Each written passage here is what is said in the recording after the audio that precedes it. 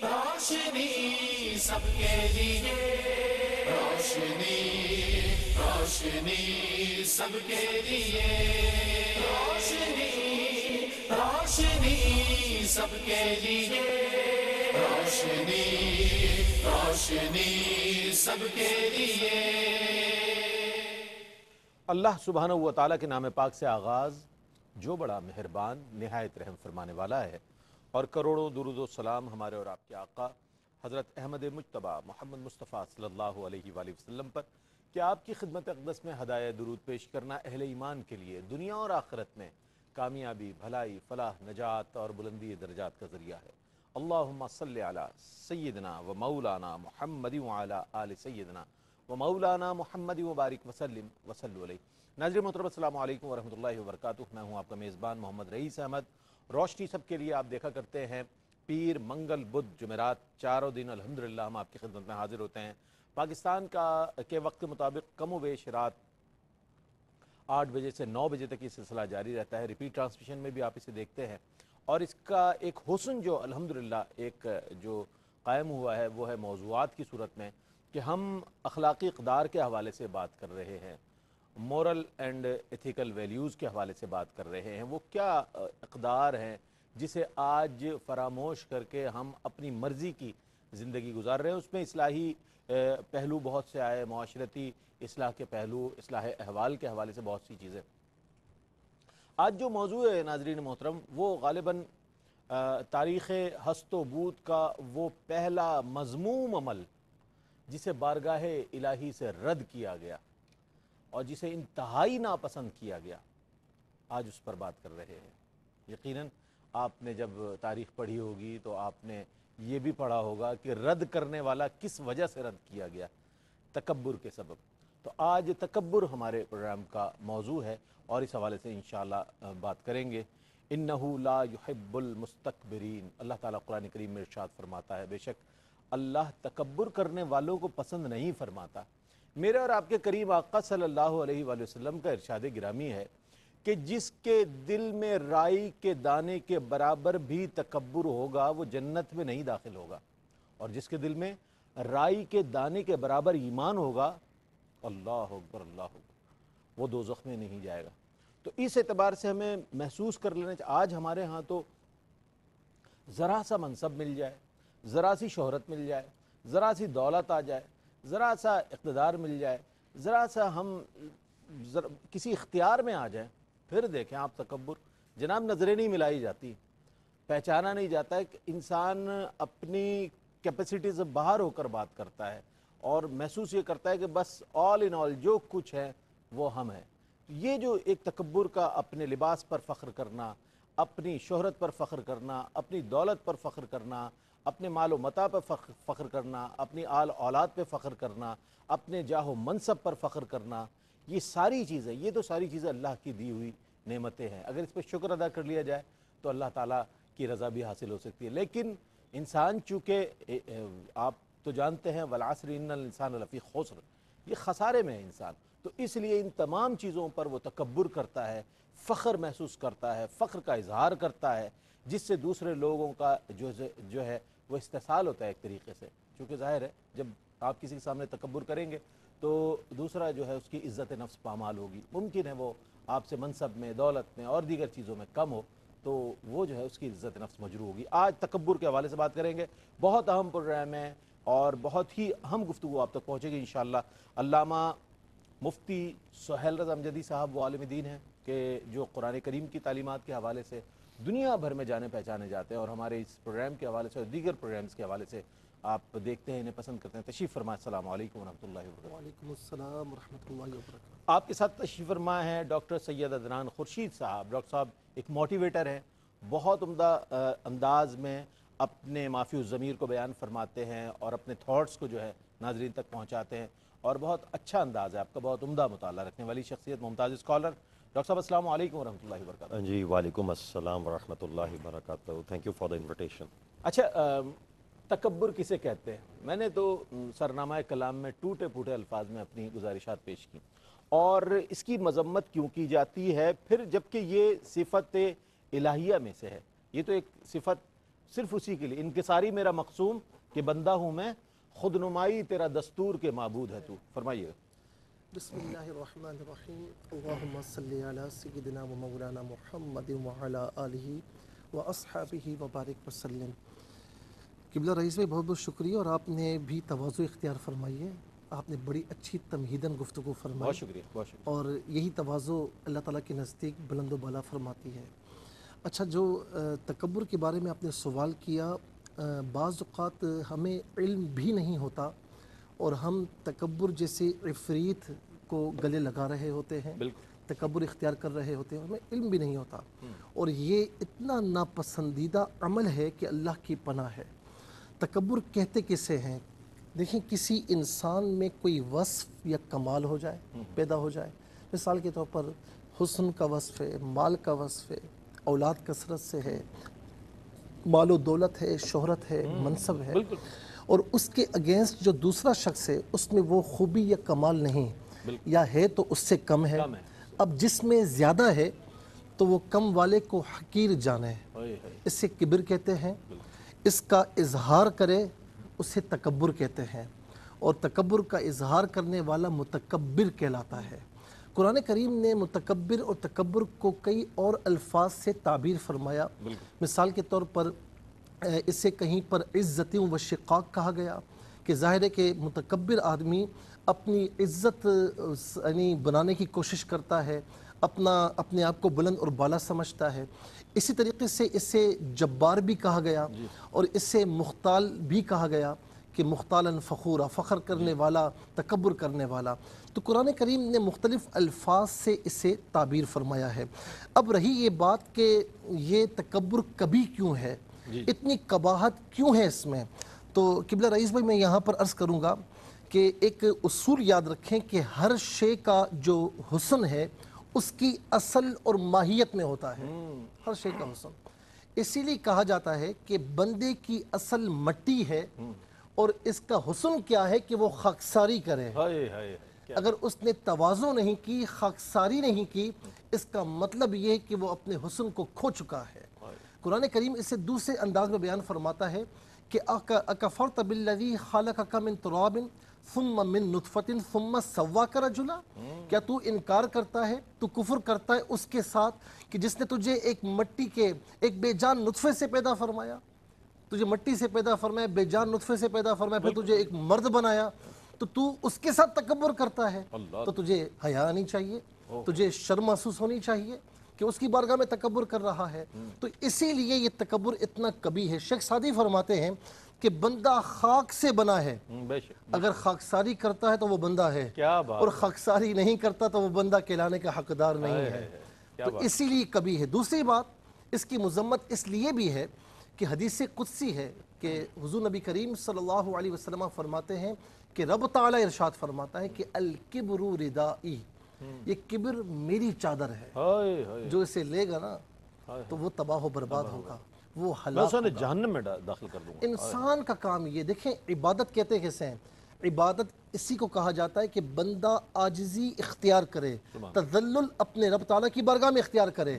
تو اگر وہ تکبر کرنے والا ہے تو اس کی عبادت کا مزہ بھی جاتا رہتا ہے. کہ عبادت کی اصل خاکساری ہے، عبادت کی اصل تذلل ہے رب تعالیٰ کی بارگاہ میں، اسے عبادت سے بھی محروم کر دیا جاتا ہے. اور دوسری اہم بات میں عرض کروں گا کہ بندے کا کام جو ہے تکبیر کہنا ہے، اللہ کی بڑائی بیان کرنا ہے، تکبر کرنا نہیں، اس کی بڑائی بیان کرنی. تکبر جو کرتا ہے نا تو پھر شیطان نے کیا کیا تھا؟ انا خیر منہ، یعنی سب سے پہلا تکبر دنیا میں شیطان نے کیا، راندہ بارگاہ ہوا. لوگ آج بھی کر رہے ہیں، لیکن یہ سوچے بغیر کر رہے ہیں کہ اللہ کو بہت ناپسند ہے جناب. یہ چلے کیے جا رہے ہیں، اس کا تو بدلہ پائیں گے. بہرحال اب یہ جاننا چاہیں گے، کہا یہ جاتا ہے، اور میں نے سرنامہ کلام میں بھی یہ عرض کیا کہ دنیا میں جو سب سے پہلا گناہ ہے وہ تکبر ہے جو کیا گیا. کیا فرمائے گا اس حوالے سے؟ ڈاکٹر صاحب میں چاہتا ہوں اس کو کچھ اس پر روشن ڈالا. جی بسم اللہ الرحمن الرحیم، صلی اللہ علیہ حبیبہ محمد وآلہ وصحبہ وسلم. سب سے پہلے تو ARYQ TV کی پوری ٹیم کا بڑا شکر گزار ہوں میں، اور بڑی خوشی کی بات ہے کہ اس طرح کے اخلاقی اور معاشرتی پہلو لے کے آپ لوگ یہ پروگرام کرتے ہیں، اور علم کے موتی علماء کرام یہاں بکھیرتے ہیں ماشاءاللہ، بہت خوشی کی بات ہے۔ امید یہ رکھنی چاہیے کہ اسے جو تربیت کا معاملہ ہے وہ ہو، اور اصلاح احوال انشاءاللہ، اور مقصد بھی یہی ہے۔ مقصد یہی ہے انشاءاللہ۔ آپ نے جو رئیس بھائی سوال کیا، دنیا کی ابتدا اور دنیا کی جڑ جب یہ واقعہ وقوع پذیر ہوا، قرآن نے اس کو جا بجا صورتوں میں ڈسکس کیا۔ سورہ بنی اسرائیل ہے، آیت نمبر 61 ہے، سورہ حجر ہے آیت نمبر 29 ہے، سورہ کہف ہے آیت نمبر 50 ہے۔ یہ پورا واقعہ جو ہے وہ قرآن میں جا بجا بکھرا ہوا ہے۔ اس میں کیا ہے، اگر اس میں دیکھیں ماشاءاللہ جیسے علامہ صاحب بھی گفتگو فرما رہے تھے، بات کیا ہے؟ بات یہ ہے کہ ایک ہم ماڈرن سائیکالوجیکل لینگویج کے اندر ایک ٹرمنالوجی استعمال کرتے ہیں، سپیریورٹی کمپلیکس۔ ایگزیکٹلی، بالکل یہی۔ تکبر کے جو ایموشنز کی جو جڑ ہے سائیکالوجیکل پوائنٹ آف ویو سے، وہ ہے سپیریورٹی کمپلیکس، کہ آپ اس کمپلیکس میں مبتلا ہیں کہ جناب آپ کے سامنے جو بھی ہے وہ آپ سے انفیریئر ہے، وہ آپ سے کمتر ہے، آپ superior ہیں۔ آپ سپیریئر ہیں، آپ نے جو کہہ دیا وہی عرف آخر ہے، آپ جو سمجھتے ہیں وہی آخری سوچ اور خیال ہے، آپ کو کوئی چیلنج نہیں کر بس یہ حرف سکتا، آخر ہے جو ہم آپ نے کہہ حرف دیا۔ آخر ہیں۔ یہ جو سپیریورٹی کمپلیکس کی جو تھاٹ ہے وہ قرآن نے اس واقعے کے اندر ظاہر کی جہاں کہ ابلیس نے جب اللہ رب العزت نے اس کو حکم دیا کہ سجدہ کرو۔ اچھا یہ بھی میں ناظرین کے لیے عرض کر دوں، یہ سجدہ جو ہم سنتے ہیں یہ سجدہ تعظیمی ہی تھا، سجدہ تعظیمی ہی کا حکم ابلیس کو دیا گیا تھا حضرت آدم علیہ السلام کے سامنے، مگر اس نے اپنی وہ سپیریورٹی جو تھی نا، جس کو کہ وہ تکبر کے طور پہ کہ جی میں آگ سے بنا ہوں اور میں آگ ہوں اور یہ مٹی ہے، کیونکہ وہ تخلیق کے مراحل دیکھ تو رہا تھا، چونکہ آدم علیہ السلام کو تخلیق بعد میں کیا گیا، وہ جن تھا وہ پہلے تخلیق ہو چکا تھا، وہ تخلیقی مراحل دیکھ رہا تھا کہ مٹی کے گارے اور پانی کے امتزاج سے اس مخلوق کو تخلیق کیا جا رہا ہے۔ اچھا اس کا گمان خاطر یہ تو اس کو یہ بھی پتا تھا کہ اب اللہ رب العزت نے فیصلہ فرمایا کہ کوئی خلیفہ مقرر کیا جائے گا، اور وہ اپنے بارے میں تصور کیے بیٹھا تھا کہ مجھ سے بہتر تو کوئی ہے ہی نہیں، مجھ سے بہتر ہو کون سکتا ہے؟ جتنی عبادت وہ رقابت میں آ گئی، اور رقابت اور وہ سپیریورٹی کہ میں سب سے بلند تر ہوں اور بالا تر ہوں، میں نے جتنی عبادت کی کسی اور نے نہیں کی، میری تخلیق آگ سے کی گئی ہے، یہ تو مٹی اور پانی کا ملاپ سے تخلیق کیا گیا۔ تو جب اللہ رب العزت نے تمام فرشتوں کو بشمول اس جن کو کہا کہ سجدہ ریز ہو جاؤ اس پتلے کے سامنے، آدم علیہ السلام کے سامنے، تو اس نے اس تکبر میں انکار کیا۔ اس سے ایک اور پہلو نکلتا ہے، وہ کیا؟ سپیریورٹی کمپلیکس، یہ جو تکبر کے جو ایموشنز اور فیلنگز ہیں نا، کہتے ہیں کہ جس میں یہ طاری ہو جائے، ماڈرن سائیکالوجیکل ریسرچ پروف کر رہی ہے، وہ یہ پروف کر رہی ہے کہ جس شخص میں بھی یہ تکبر کے جذبات اور سپیریورٹی کمپلیکس جتنا زیادہ طاری ہوتے ہیں، اس کی عقل اتنی ہی معوف ہوتی چلی جاتی ہے۔ یہ پروو ہو چکا ہے، یعنی کوئی یہ سمجھ رہا ہے کہ جی میں پتہ نہیں کوئی حرف آخر ہوں، کوئی بہت بڑی شخصیت ہوں، وہ اپنے تئیں اپنے اندر بے وقوفیاں کر رہا ہے، کیونکہ یہ سائیکالوجیکل انالیسز ہے اس چیز کا کہ وہ بے وقوف ترین شخص ہوتا ہے جو اپنے تئیں یہ سمجھ رہا ہوتا ہے کہ میں حرف آخر اور عقل۔ اچھا یہ بے وقوفیاں ظاہر بھی ہونی شروع ظاہر بھی لوگ محسوس کر رہے ہیں۔ اچھا ڈاکٹر صاحب بہت اہم مرحلے پر آپ لے آئے، اس بڑے اچھے نہج پر آپ گفتگو لے آئے۔ ایک مختصر سا وقفہ ہے، وقفے کے بعد لوٹیں گے، مجھے امید ہے آپ کا اور ہمارا ساتھ رہے گا۔ ناظرین آپ کا خیر مقدم ہے، ڈاکٹر صاحب نے جواب کو مکمل فرما دیتے، ایک بہت اہم سوال میرے پاس موجود ہے، انشاءاللہ وہ پیش کروں گا۔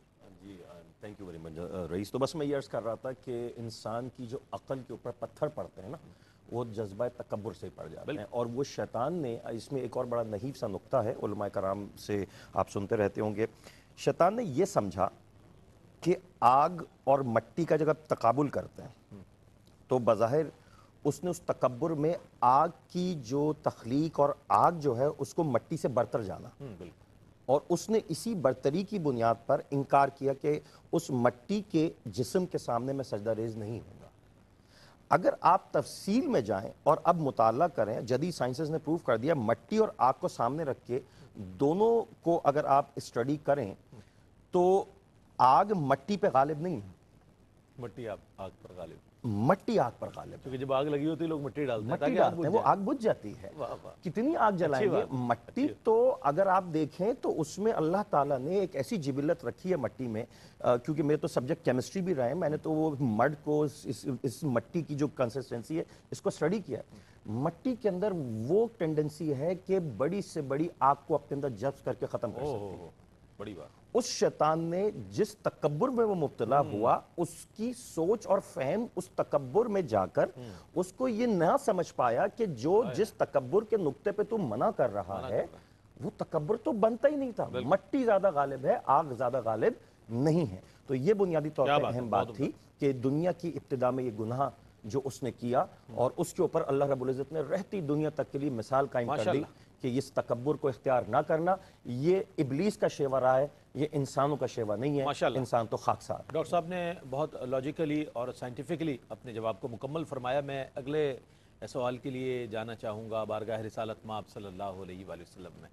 ظاہر ہے ہمارے لیے قرآن اور حدیث یہی سرچشمہ ہدایت ہیں. نبی کریم علیہ السلام کے کیا ارشادات ہیں تکبر کی مذمت میں، یہ جان لینا بھی بہت ضروری ہے. میں اس سلسلے میں چاہوں گا آپ کچھ روشنی ڈالیں مفتی صاحب. دیکھیے جس طرح قرآن کریم میں ہم پڑھتے ہیں کہ ان اللہ لا يحب كل مختال فخور، ان اللہ لا يحب من كان مختالا فخورا، انه لا يحب المستكبرین، الیس فی جہنم مثوی للمتکبرین، کہ اللہ تعالیٰ تکبر کرنے والوں کو پسند نہیں فرماتا. اور وہ پسند کیسے فرمائے کہ تکبر اسی کو زیبا ہے، مخلوق میں کسی کو زیبا ہو ہی نہیں سکتا. اور پھر یہ بھی فرمایا کہ تکبر کرنے والے کے لیے جہنم ٹھکانہ ہے، بالکل متکبر جنت میں داخل نہیں ہو سکتا. اچھا دوسری بات یہ ہے کہ جو قبلہ نے بھی فرمائی کہ شیطان نے یہ کہا تھا انا خیر من، میں سے بہتر ہوں، یعنی اپنے آپ کو اس نے بہتر جانا، بڑا جانا، بہتر جانا. اور آدم علیہ السلام کے سامنے تکبر کیا کہ یہ حقیر ہے. کیوں؟ یہ مٹی سے ہے، میں آگ سے ہوں. حالانکہ جس طرح قبلہ نے بھی فرمایا کہ مٹی جو ہے بلند نہیں ہوتی، نیچے کی طرف آتی ہے، تواضع ہے. آگ بلند ہوتی آگ ہے، بلندی کی طرف جاتی تواضع نہیں ہے اس میں. مٹی چیزوں کو محفوظ کرتی ہے اور آگ فنا کرتی ہے. تو ہر اعتبار سے، عقلی اعتبار سے بھی، مادی اعتبار سے بھی مٹی جو ہے وہ آگ سے افضل ہے. تو ایک جملہ اس نے کہا کہ انا خیر منہ، میں اس سے بہتر ہوں، میں کیوں سجدہ کروں؟ تو جواب کیا ملا؟ فاہبط منہا فما یکون لک ان تتکبر فیہا فاخرج انک من الصاغرین. نکل جائے یہاں سے، تم مردودوں میں سے ہے. یعنی راندہ درگاہ ہو گیا. جی راندہ درگاہ ہو گیا. اسی لیے فرمایا گیا کہ تکبر عزازیل را خوار کرد، بزندان لعنت گرفتار کرد. اسی تکبر نے عزازیل کو، شیطان کو تباہ و برباد کر دیا. اچھا ہم کہتے ہیں خدا نہ خواستہ کوئی الٹی سیدھی بات ہو جائے، ہم کہتے ہیں شیطان نے بہکایا. کہتے ہیں نا تکبر ایسی نحوست ہے کہ جس نے شیطان کو بہکایا ہے. شیطان کو کس نے بہکایا تھا؟ شیطان کو تکبر نے بہکا دیا تھا. اور اسی کی مثال میں آپ دیکھیں فرعون، ان فرعون و حامان و قارون. فرعون کی ہسٹری آپ پڑھ لیں، قارون کی، حامان کی، ان سب کو تکبر لے ڈوبا. اسی لیے حضور نبی کریم علیہ السلام نے فرمایا کہ تکبر یہ وہ شے ہے کہ جس نے شیطان کو ذلیل اور رسوا کیا ہے. اور میرے آقا صلی اللہ تعالی علیہ وسلم فرماتے ہیں کہ جس کے دل میں رائی کے دانے کے برابر بھی تکبر ہوگا وہ جنت میں داخل نہیں ہوگا. اب ذرا سوچیے کہ مومن جس نے ایک مرتبہ کلمہ طیبہ پڑھا تو وہ جنت میں داخل ہوگا. من قال لا الہ الا اللہ فقد دخل الجنہ. اور یہاں پر فرمایا جا رہا ہے کہ جس کے دل میں رائی کے دانے کے برابر بھی تکبر ہوگا وہ جنت میں داخل نہیں ہوگا. اس لیے امام غزالی اس کی تشریح فرماتے ہیں علیہ رحمہ. وہ کہتے ہیں کہ جب بندہ مومن تکبر سے پاک ہوتا ہے نا تو جنت کی سارے دروازے اس کے لیے کھلے ہوئے ہوتے ہیں اعمال صالحہ کے ذریعے. لیکن جب تکبر کرتا ہے تو وہ جنت کے تمام دروازوں کو تکبر کے ذریعے بند کر دیتا ہے. اسی لیے جب وہ عبادت کرتا ہے تو اس کی عبادت کا ثواب بھی اسے نہیں ملتا اور اس کے منہ پر دے ماری جاتی ہے. اور یہاں پر تکبر میں ایک اور چیز بھی ہے کہ ایک تو ہے نا حسن و جمال میں تکبر کرنا، مال و دولت میں. اچھا یہاں پر ایک اور بھی میں ویورز کے لیے عرض کروں کہ کوئی اگر حسین ہے، کسی کے پاس مال و دولت ہے، کسی کے پاس شہرت ہے، منصب ہے، اور وہ اس سے دل میں خوش ہوتا ہے اور اللہ تعالیٰ کا شکر ادا کرتا ہے، اس میں کوئی قباحت نہیں ہے، اس میں کوئی قباحت نہیں ہے، تحدیث نعمت کے لیے. لیکن جب کسی کو حقیر جانے دل میں، وہ بھی کبر ہے، اور اس کا اظہار کرے تو تکبر ہے اور وہ خود متکبر بن جائے گا. یہ نحوست ہے، یہ ایک عفریت ہے جس نے ہمارا احاطہ کیا ہوا ہے. حضور نبی کریم علیہ السلام نے کیا فرمایا؟ یعنی وہ لوگ کہ جو مذہبی لوگ ہیں نا، میں ان سے بھی عرض کرتا ہوں، اس میں بھی شامل ہوں. ہم کہیں پر جاتے ہیں، ہم سب شامل ہیں، ہم کہیں پر جاتے ہیں، لوگ اٹھ کھڑے ہوتے ہیں. اللہ تعالیٰ کا شکر ادا کرنا چاہیے کہ ہماری اوقات کیا ہے. اللہ تعالیٰ نے اس دین کے صدقے اتنی عزت عطا فرمائی. بے شک. لیکن اگر ان کے اٹھنے سے کوئی خوش ہوتا ہے تو رسول اللہ صلی اللہ علیہ وسلم کا فرمان سن لیجئے، یہ آج کے کسی مولوی نے نہیں کہا. یا تو خوش ہوتا ہے یا نہ اٹھنے سے ناراض ہوتا ہے کہ اٹھا نہیں میں بھائی. اسی بات کی طرف آ رہا ہوں. بالکل. نہیں اٹھے تو کوئی بات نہیں. بایزید بستامی رحمۃ اللہ تعالی علیہ پر کسی نے راکھ پھینکی تو آپ مسکرا دی، اس کی دعا دی. کسی نے کہا کہ حضور راکھ پھینکی، کہا میں تو جہنم کی آگ کے قابل تھا، یہ راکھ میں اگر جان چھوٹ جائے تو یہ اس سے بہتر ہے. کیا بات. یعنی یہ ہے متواضع شخصیت، یہ ہے تواضع. کیا بات. تو حضور نبی کریم علیہ السلام نے کیا فرمایا کہ جو اٹھنے پر خوش ہوتے ہیں نا، جب میں محفل میں آؤں، مجلس میں آؤں تو ذرا نعرے بازی بھی ہونی چاہیے، ذرا پورا مجمع اٹھنا بھی چاہیے. جب تک اٹھے نہیں تو ہمیں 10 افراد آگے 10 افراد پیچھے، 10 دائیں 10 بائیں، پتہ چلے بیچ ذرا ہوا ہونی چاہیے کہ میں آیا ہوں. میں آ گیا ہوں. آقا علیہ السلام نے فرمایا کہ جو شخص لوگوں کے استقبال یا لوگوں کے اٹھنے پر خوش ہوتا ہو، یہ پسند کرتا ہو کہ لوگ اس کے لیے کھڑے ہو کر اس کا استقبال کریں، تو فرمایا کہ سیدھی سی بات ہے اپنا ٹھکانہ جہنم میں بنا. اور پھر ایک حدیث پاک اور بھی، اسلام اچھے لباس کو پسند فرماتا ہے. حضور نبی کریم علیہ السلام کی بارگاہ میں ایک شخص آیا، اس کے بال پر اگندہ ہیں، لباس صحیح. تو آقا نے پوچھا کہ تمہارے پاس کیا پیسے نہیں ہیں، لباس اچھا نہیں ہے، تم کنگھی نہیں کر سکتے؟ آقا علیہ السلام نے اس طریقے سے معاملات کو پسند فرمایا کہ انسان صحیح رہے، بندہ مومن صحیح رہے.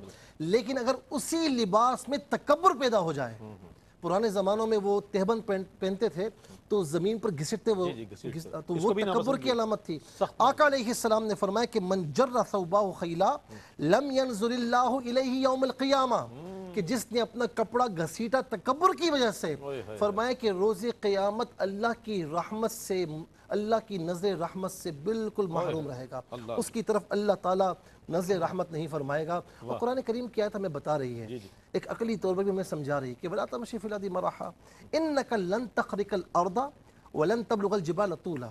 تو زمین پر اکڑ کر مت چل. کیوں چلتا ہے؟ تکبر کے ساتھ یا زمین پر زور سے پاؤں مارنے سے تو یہ سمجھتا ہے زمین پھٹ جائے گی، تکبر کرنے سے یہ سمجھتا ہے کہ تو پہاڑوں کی بلندی کو چھو لے گا. یہ کچھ بھی نہیں ہو سکتا. تکبر کرنے سے تجھے کچھ ملے گا نہیں سوائے ذلت کے، رسوائی کے اور لعنت کے. ناظرین محترم، یہ جو موضوعات آپ دیکھ رہے ہیں اصلاح احوال کے حوالے سے، اس میں جو رذائل اخلاق کے حوالے سے جتنے پہلو آئے، اس میں نفسیات بہت اہم رول پلے کرتی ہے. سائیکالوجی جو ہے ہماری، نفسیات جو ہے بہت زیادہ رول پلے کرتی ہے. چاہے کوئی بھی ہمارے اعمال میں برا عمل ہو، اس میں تکبر بھی ایک چیز ہے. تو تکبر یقیناً ایک نفسیاتی بیماری ہے. اب اس کی تشخیص اور علاج کے حوالے سے اب ظاہر ہم کسی سے کہتے ہوئے تو یہ اچھا نہیں لگتا کہ میرے اندر تکبر ہے، بتائیں میرا علاج کیا ہے. انسان کو خود اپنا محاسبہ کرنا ہوگا. تو اس کی تشخیص کیسے ہو، پھر اس کا علاج کیسے ممکن ہے، فرمائیے ڈاکٹر صاحب. شکریہ رئیس بھائی. میں ایک بات عرض کروں، قبلہ نے بڑی زبردست انداز سے تفصیلی طور پہ بتایا اور بہت اچھی طریقے سے. ایک بات میں ضمناً عرض کروں، ایلیٹس، اس میں اگر ہم دیکھتے ہیں نا تو ایک تو ایلیٹس وہ ہیں جو کہ پولیٹیکل ایلیٹس ہیں، پھر ایک ایلیٹس وہ ہیں جو اسٹیبلشمنٹ ایلیٹس ہیں. ہم انہی لوگوں کو دیکھتے ہیں کہ یہ تکبر میں مبتلا ہے. ان کا تکبر تو بہت ثانوی نوعیت کا ہے. اصل تکبر کہاں ہے؟ جس کی وجہ سے یہ لوگ متکبر بن گئے. ان کی تربیت نہیں ہو پائی، ان کا علاج نہیں ہو پایا کہ آج ہم پولیٹیکل ایلیٹس اور اسٹیبلشمنٹ کی ایلیٹس کو متکبر دیکھتے ہیں، عوام سے دور ہیں، ان کی خدمت نہیں کر رہے ہیں. میرے نزدیک جو میں نے سوچا وہ ہے انٹلیکچول ایلیٹس. گڑبڑ یہاں موجود، گڑبڑ یہاں ہو رہی ہے. انٹلیکچول ایلیٹس بگڑ گئے. اچھا، انٹلیکچول ایلیٹس کیا ہیں؟ انٹلیکچول ایلیٹس کسی مدرسے کا مدرس بھی ہے، ایک رائٹر بھی ہے، ایک رائٹر بھی صحافی بھی ہے، یونیورسٹی کا وی سی بھی ہے، وہ پروفیسر بھی ہے، شاعر بھی ہے، وہ کسی خانقاہ کا مشائخ میں سے ہونے والا کوئی گدی نشین بھی ہے. گدی نشین بھی ہے. یہ سارے انٹلیکچول ایلیٹس ہیں معاشرے کے، جو معاشرے کی ذہنی تربیت کرتے ہیں، اور انہی ایلیٹس کے تھرو ہوتے ہوئے پھر پولیٹیکل ایلیٹس اور اسٹیبلشمنٹ ایلیٹس کریٹ ہوتے ہیں. اگر وہاں تمہیں گڑبڑ نظر آ رہی ہے کہ تم پولیٹیشنز کو اور اسٹیبلشمنٹ کو دیکھتے ہو کہ وہ متکبر ہو گئے ہیں، تو سمجھ لو تمہاری انٹلیکچول ایلیٹس کے اندر زنگ لگ گیا ہے. ان مدارس میں وہ تربیت نہیں ہو پا رہی، خانقاہوں کے اندر وہ نظام ختم ہو گیا، یونیورسٹی کالجز اور اسکولز کے اندر سے وہ کریکولم ختم ہو گئے جو اپنی نسل کی اس تربیت کو کریں جہاں سے وہ ایسے صورت میں سامنے آئیں کہ ملک و قوم کے لیے وہ ایک سروس کرنے والے لوگ ہوں. غلطی انٹلیکچوئل ایلیٹس میں آ چکی ہے جس کی طرف اشارہ قبلہ نے بھی فرمایا. آپ نے سوال کیا تکبر ایک نفسیاتی بیماری ہے, اس کا ڈائگنوسس کیسے ہو, اس کا ٹریٹمنٹ کیسے ہو. ٹھیک ہے, آپ صحیح فرمائیں, معلوم کریں گے. جزاک اللہ. دیکھیں اس میں ماڈرن سائیکالوجیکل ریسرچ کے اندر ایک باقاعدہ ٹرمنالوجی ہے رئیس بھائی, باقاعدہ ٹرمنالوجی ہے. اس کو ہم کہتے ہیں نارسسسٹک پرسنالٹی ڈس آرڈر. اچھا, یہ کیا ہے؟ اس کی ڈیفینیشن آپ جا کے دیکھیے کسی بھی سائیکالوجی کی بک میں, تو اس ڈس آرڈر کا it's a personality disorder. Psychology کے اندر باقاعدہ ریسرچ کر کے اب بہت سارے پرسنالٹی ڈس آرڈر اسٹیبلش کر کے ڈیفائن کر دیے گئے کہ بھائی یہ شخصیت کے اندر ڈس آرڈرز موجود ہیں, یہ سائیکالوجیکلی نارمل پرسن نہیں ہے, اس کی شخصیت میں امبیلنسز ہیں. ان میں سے ایک ڈس آرڈر یہ بھی ہے جس کو نارسسسٹک پرسنالٹی ڈس آرڈر کہا جاتا ہے. اس کی ڈیفینیشن کیا ہے آپ سن کے حیرت کریں گے, وہی متکبر کی ساری ڈیفینیشن. جی فرمائیے فرمائیے. ڈیفینیشن یہ ہے, is a condition of a person in which he or she have an inflated sense of their own importance. Inflated sense of their own importance. کہ میرا ہی سب کچھ ہے اور میں ہی سب سے امپورٹنٹ ہوں بھائی. یہ سائیکالوجی ڈیفائن کر رہی ہے, باقاعدہ ڈس آرڈر ڈیفائن کر رہی ہے. یہ نفسیاتی بیماری ہے جس میں انسان اپنے آپ کو ہی کہہ رہا ہے کہ میں سب سے زیادہ امپورٹنٹ آدمی ہوں بھائی, میں سب سے زیادہ حرف آخر ہوں. اور کیا کہا, a deep need for excessive attention. ایسے لوگوں کو اٹینشنز چاہیے ہوتی ہیں. ہاں بالکل بالکل, بہت زیادہ اٹینشن نہ ملے پاگل ہو جاتے ہیں. And admiration and lack of empathy for others. دوسروں کے لیے کوئی جذبہ نہیں ہے, سارے جذبے اپنے لیے. مجھے چاہو, مجھے سمجھو, مجھے مانو. سیلفشنس بھی ہے. سیلفشنس, اس کو نارسسٹک پرسنالٹی ڈس آرڈر کہا گیا. آپ نے صحیح کہا کہ پتہ کیسے چلے سائنس اینڈ سمپٹمز کیا ہے, مطلب بیماری کی کوئی ایکس رے یا کوئی یہ تو ہو نہیں سکتا. صحیح بات, ایگزامینیشن تو ہے نہیں نا اس کا, کوئی ایگزامن. اچھا بہت اچھے مرحلے پر آ گئی گفتگو ڈاکٹر صاحب, چونکہ ڈاکٹر صاحب کا ٹاپک ہے, یہ موضوع ہے, اس پر ہم ڈاکٹر صاحب سے مزید بات کریں گے. مختصر سا وقفہ ہے, وقفے کے بعد لوٹتے ہیں. مجھے امید ہے آپ کا ہمارے ساتھ رہے گا. ناظرین آپ کا خیر مقدم ہے. ڈاکٹر صاحب اپنے جواب کو مکمل فرما دیں, اس کے بعد ایک میرے پاس بہت اہم سوال موجود ہے. ڈاکٹر صاحب فرمائیے. جی جزاک اللہ. دیکھیں سوال آپ کا بڑا ویلڈ ہے. ڈائگنوسس آف دس ڈیزیز, یہ جو متکبرین لوگ ہیں ان کو دیکھ کے کیسے پہچانا جائے, میں 4 پوائنٹس بتا رہا ہوں. جی پڑھے میں نے اور بالکل کلیئر, آپ ان 4 پوائنٹس کو سنتے جائیں. بالکل. اور کسی کی پرسنالٹی انالیسس آپ نے کرنا, ان 4 پوائنٹس کو اپلائی کریں, آپ کو کلیئر ہوگا ہاں یہ متکبر ہے. بھائی یہ بڑی نوٹ کرنے والی بات ہے, نوٹ کر لیجیے آپ. جی the very first point, they are vulnerable to the slightest criticism. متکبرین کی پہلی نشانی یہ ہے کہ ذرا سی ان پہ کوئی تنقید کر کے دیکھ لیں آپ, برداشت نہیں ہوتی, وہ ان سے برداشت نہیں. اللہ, یہ پہلا لٹمس ٹیسٹ ہے. آپ ذرا سا جان بوجھ کے ایسی کسی کی پرسنالٹی انالیسس کرنی, میں تو ایچ آر کے اندر دیکھتا ہوں, انٹرویوز بھی کنڈکٹ کر رہا ہوتا ہوں, پوری ہماری کنسلٹنسی ہے, ہم اس میں یہ پوائنٹ رکھتے ہیں کہ تھوڑا سا اس شخص کو کرٹیسائز کرو, جان بوجھ کے کرٹیسائز کرو, اس کی سائیکالوجی پتہ چلے, پھر دیکھو یہ ریئیکٹ کیسے کیا کرتا ہے. اگر وہ اوور ریئیکٹ کر رہا ہے, اپنے اوپر ہونے والی تنقید کو وہ برداشت نہیں کر رہا, تو یہی تو ہنٹ ہے کہ یہ وہ نفسیات رکھنے والا انسان ہے جس نے اپنے آپ کو سب کچھ سمجھ رکھا. Second point, number 1. Number 2, exaggerated sense of self importance. exaggerated and of self importance یعنی اپنے آپ کو مبالغے سے بھی کہیں زیادہ امپورٹنس دیتا ہوں. یعنی آپ اس کے بارے میں اچھی سے اچھی بات بھی کہہ دیں گے نا, وہ خوش نہیں ہوگا, وہ اپنے بارے میں مزید سننا چاہے گا, اور تعریف کر دو, میری تصویر اور بڑی لگا دو, مبالغے کی آخری حد پر چلے جائیں, تب بھی ایگزیجریشن ہوگی اس کے اندر, وہ مبالغے کے اندر مبتلا. کہا نا وہ بیوقوف آدمی ہوتا ہے جو متکبر ہوتا ہے. سیکنڈ, تھرڈ اس کا ڈائگنوسس سمپٹم کیا ہے, expect special favour and respect the sense of VIP protocol.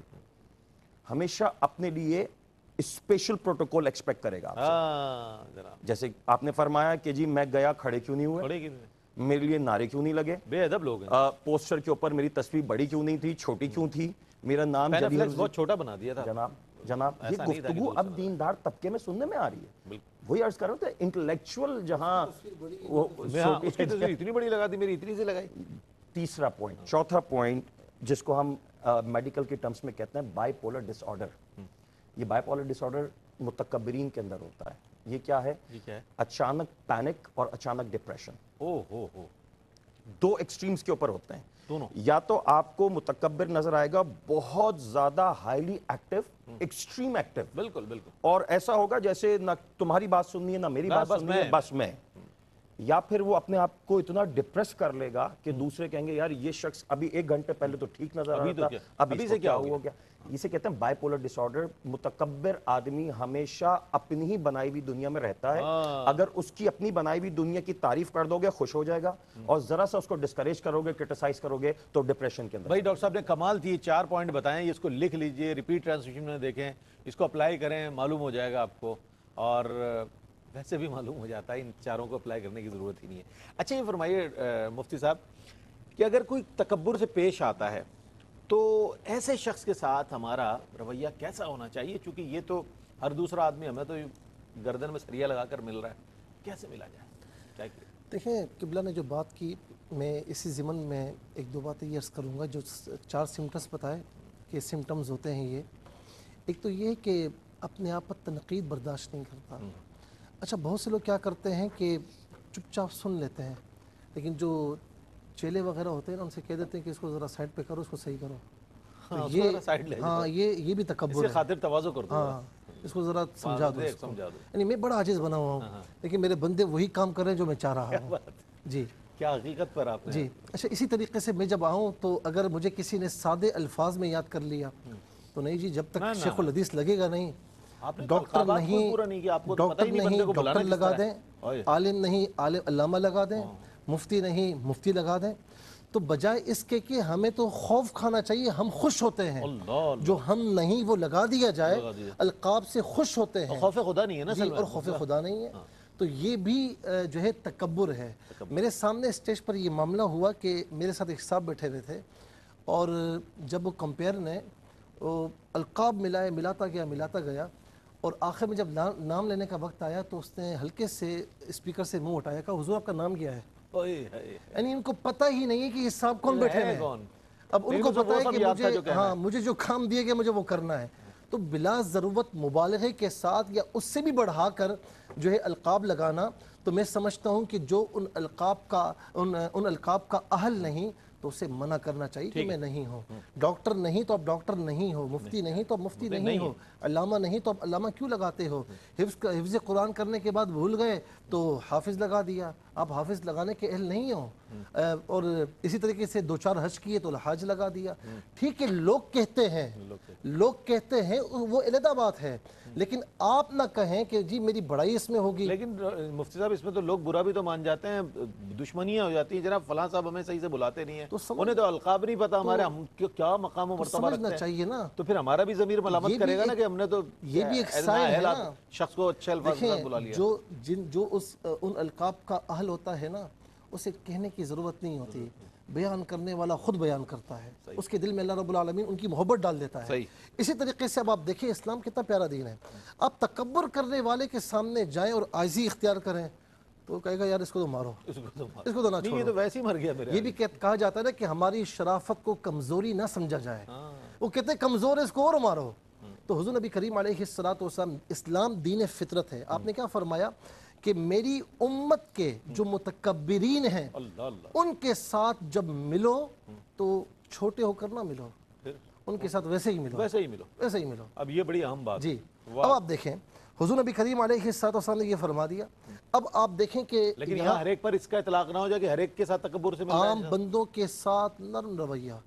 اسی لیے آپ دیکھیں کہ خواجہ صاحب کے پاس ایک عام غریب آدمی آیا تو اٹھ کے دہلی خواجہ قطب الدین بختیار کاکی کے پاس پہنچ گئے، ایک غریب آدمی کے لیے.